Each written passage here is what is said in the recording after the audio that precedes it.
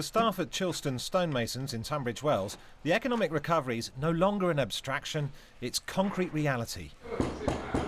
After a 3-year pay freeze, the firm saw a surge in orders for luxury garden ornaments and finally had the means to pay an inflation-beating rise.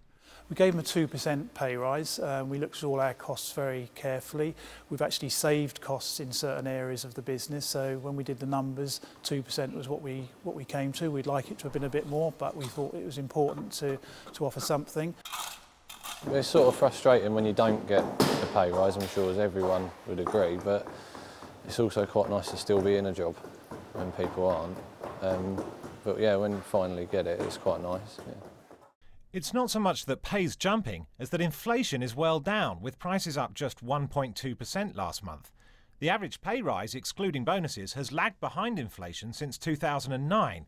Now, finally, it's just a squeak above at 1.3%. The Bank of England has said it wants to see pay beating inflation before it raises interest rates. With cheaper imports driving down prices, that's now happening, but it has to be sustained. We are seeing the start of real pay growth. It's both an expected development and obviously it's a welcome development, but you know, one swallow doesn't make a summer. I mean, with this has to persist for the recovery to be durable. Unemployment is now lower than it was before the crisis and the economy is bigger.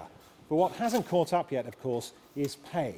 It's going to have to grow by more than inflation and keep that up for years if we're going to get back to where we were. Like many firms, Chilstone's can't be sure it'll keep paying inflation-busting rises. Since the summer, orders have stopped growing as quickly amid uncertainty about the housing market. And with stagnation in the Eurozone, the recovery's not exactly set in stone. Andy Verity, BBC News.